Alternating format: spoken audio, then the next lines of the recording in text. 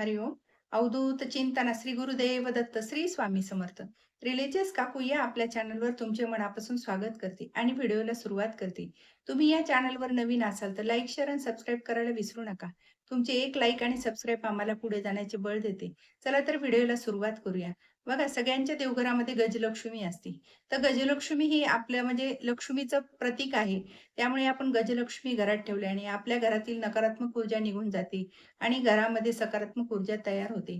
तर बरेच जण समजा हॉलमध्ये डेकोरेशनसाठी तिथं मांडतात किंवा कोणी देवघरात मांडतं, कोणी घराच्या अगदी प्रवेशद्वारावरच मोठाले जे हत्ती असतात. आपण म्हणजे दुकानात बघतो, हॉटेलमध्ये बघतो. असे बरेच जण म्हणजे गजलक्ष्मी आपल्या-आपल्या सोयीनुसार, आपल्या ह्याच्यानुसार मांडणी करतात. तर आपण तसं न करता कधी-कधी आपण देवघरात ठेवल्याने आपली म्हणजे व्यवस्थित पूजा पण होती. पण आता ही प्रत्येकाची इच्छा असते, की कुठे ठेवायचं. कोणी आल्यानंतर आधी गजलक्ष्मी दिसण्यासाठी प्रवेशद्वारावर ठेवतात, कोणी हॉलमध्ये ठेवतात. तर ज्याला जसं मांडायचं तसं मांडणी करू शकता. पण प्रत्येकाने समजा आपल्या इच्छेनुसार मांडावं. पण माझी तर इच्छा आहे, की आपण असं देवघरात ठेवल्याने देवघरामध्ये रोज आपली गजलक्ष्मीची पूजा होती आणि व्यवस्थित तिचे म्हणजे आपलं साग्र संगीत पूजा होत असते.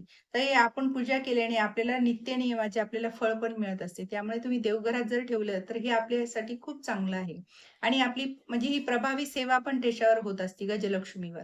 तर गजलक्ष्मी आपण ठेवतो, तर तेव्हा जेव्हा आणतो आपण तेव्हा त्याच्यावर पंचामृताने अभिषेक करायचा आहे. गजलक्ष्मी आणतो तेव्हा.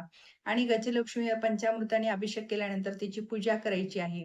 आणि पूजा केल्यानंतर त्याला फूल अर्पण करायचे, गंध लावायचे, अक्षता अर्पण करायची आहे आणि धूप, दीप, अगरबत्तीनं ओवाळून मग ती आपल्या घरामध्ये म्हणजे देवघरामध्ये स्थापन करायची आहे. तर गजलक्ष्मी म्हणजे हे आपल्या लक्ष्मी म्हणजे आपण करतो तर स्त्री यंत्र हे लक्ष्मी मातेचं आसन आहे आणि गजलक्ष्मी हे वाहन आहे. त्यामुळे जितकी तुम्ही गजलक्ष्मीवर सेवा करताल, तितकी आपल्यावर लक्ष्मी माता प्रसन्न होते आणि घरात आपल्या भरभराटी येते आणि माता आपल्यावर लक्ष्मी म्हणजे कृपाछत्र धरते. त्यामुळे गजलक्ष्मीची सेवा ही म्हणजे माता लक्ष्मीची सेवा केल्यासारखी आहे. त्यामुळे माता लक्ष्मीच्या सेवेबरोबरच आपल्याला त्यांचे वाहन म्हणून गजलक्ष्मीची सुद्धा सेवा करायची आहे. तर गजलक्ष्मी आणताना आपल्याला अशी जड वजनाची आणायची आहे. कारण ही भरीव आणली तरच आपल्याला त्याचं फळ मिळत असतं. हे आतून जी पोकळ असती, वजनाने हलकी असती, तर ती आपल्याला तशी गजलक्ष्मी म्हणजेच आपल्याला हत्ती हे आणायचे नाहीयेत. आपल्याला जड वजनाचे आणायचे. तुम्ही वाटल्यास छोटे आणा, पण जड भरीव आणा. कारण प्रत्येक जणांच्या इच्छेनुसार आता कोणी चांदीचे ठेवू शकतं देवघरात, कोणी म्हणजे चांदीचे ठेवले तर पितळाचे ठेवू शकता. ज्याची त्याची इच्छेनुसार तुम्ही हे यथाशक्तीने तुम्ही हे आणू शकता. पण चांदीचे जरी आणले तरी तुम्हाला भरीवच आणायचे आहेत. कारण पोकळ देव आपल्या घरात नसू नयेत म्हणून आपल्याला हे भरीवच आणायचं आहे गजलक्ष्मी. आणि गजलक्ष्मी आणताना आपल्याला वरते सोंड केलेली असलेली गजलक्ष्मी घरात आणायची आहे. कारण हे आपलं म्हणजे आपल्या घरावर असं प्रसन्न होऊन आपल्यावर गजलक्ष्मी प्रसन्न होत असती. त्यामुळे हे आपल्याला वर सोंड केलेले आणायचे आणि त्याचे जे पाय जे आहेत गजलक्ष्मीचे, ते चारी पाय एकाच ठिकाणी असे स्थिर असे नाही आणायचे. तो चालणारा हत्ती म्हणजे मागे-पुढे पाय असणारा हत्ती म्हणजे गजलक्ष्मी आपल्याला अशी आणायची आहे घरामध्ये. म्हणजे आपल्या घरामध्ये सुद्धा बरकता येते आणि घरामध्ये पैशाची अडचण येत नाही. घरामध्ये बरकता येते. तर ही अशा प्रकारे आपल्याला गजलक्ष्मी आणायची आहे. आणि गजलक्ष्मी एक न आणता आपल्याला 2 आणायचे आहेत. कारण आपल्याला 2 देवघरामध्ये दोन्ही साइडला 2 ठेवायचे आहेत. आणि ते सुद्धा आपल्याला असं ठेवायचे, की देवांची जसं तोंड समोर आहे, तसं आपल्याला हत्तीची सोंड सुद्धा आपल्याला समोर ठेवायची आहे. याने की म्हणजे देवांकडे हत्तीची पाठ आली पाहिजे. जसं आपण देवांकडे बघतो, तसंच आपल्याला हत्तीकडे बघता आलं पाहिजे.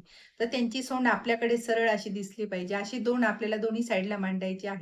आणि हत्तीवर म्हणजे आपल्याला म्हणजे लक्ष्मी बसलेली असते. त्याच्यामुळे तुम्ही मंगळवार, शुक्रवार आवर्जून कुंकुमार्चन करायचं आहे. आणि या 2 म्हणजे दोन्ही हातीवर कुंकुमार्चन केल्याने आपल्यावर लक्ष्मी प्रसन्न होते आणि आपल्यावर कृपा आशीर्वाद प्राप्त करते. तर ही अशी सेवा करायची आहे गजलक्ष्मीवर. आणि मंगळवार, शुक्रवार आवर्जून कराच तुम्ही. पण नाही जरी झालं तर तुम्ही एखादी चतुर्थी, एकादशी हे अशा मेन दिवशी जरी तुम्ही केलं तुमच्याकडनं करणं झालं, पौर्णिमा तरी खूप चांगलं आहे. जसं तुम्हाला वेळ अवेलेबल असेल त्या वेळेनुसार तुम्ही करू शकता. कारण प्रत्येकालाच रोजच वेळ मिळेल असं नाहीये. कारण कोणाला जॉबमुळं, लहान मुलांमुळे वेळ मिळत नाही. तर तुम्ही अशा ठराविक वेळ पौर्णिमेला तुम्ही करू शकता. मंगळवारी नाही झालं तर शुक्रवारी करू शकता. अशा या तिथीला जरी तुम्ही कुंकुमार्चन केलं तर आपल्यासाठी खूप चांगलं आहे आणि ही प्रभावी म्हणजे उच्च कोटीची सेवा आहे ते आणि आपल्या घरामध्ये आपली जी प्रगती पण ती जर थांबलेली असेल तर ती पण आपली प्रगती उंचवते आणि घरामध्ये सकारात्मक वातावरण तयार होते. आपल्या घरामध्ये कुठलीही अडचण राहत नाही. जी काही येणारी संकट असेल तर ती आपले गजलक्ष्मी आपल्या घरावरून तारून नेते. त्यामुळे गजलक्ष्मीची पूजा ही आपल्याला घरात आवर्जून करायची आहे आणि ही सर्वांनीच आवर्जून करा. आणि आता जर तुम्हाला आणायचं असेल तर हे मुहूर्त अधिक महिन्यामध्ये तर खूप चांगला मुहूर्त आहे. तुम्ही ह्या महिन्यामध्ये कधीही गजलक्ष्मी घरामध्ये घेऊन येऊ शकता आणि ते आणताना एक ना आणता जोडीच घेऊन यायची आहे घरामध्ये आणि त्याचा पहिले अभिषेक करायचा आहे आणि नंतर मग घरामध्ये देवघरात स्थापन करायची आहे. आजी ही गजलक्ष्मीची ही सेवा आहे. तर तुम्ही नक्की आवर्जून करा. तुम्हाला नक्की याचे म्हणजे अनुभव येतील आणि तुम्हालाही म्हणजे वाटेल, की आपल्या घरामध्ये पहिले जे पैसा टिकत नव्हता घरामध्ये, जी काही आपल्या घरामध्ये अडचण येत होती, ती आता आपल्या घरात अडचणही राहिली नाही आणि पैशाची सुद्धा आपल्याकडे बरकत आहे. पैसा सुद्धा जो टिकत नव्हता, तो सुद्धा आता टिकायला लागला पैसा. हे तुम्हाला अनुभव येतील. मग तुम्ही असं अनुभव आल्यानंतर अजून तुम्ही वरचीवर तुम्ही ही कुंकुमार्चनची सेवा करू शकता गजलक्ष्मीवर.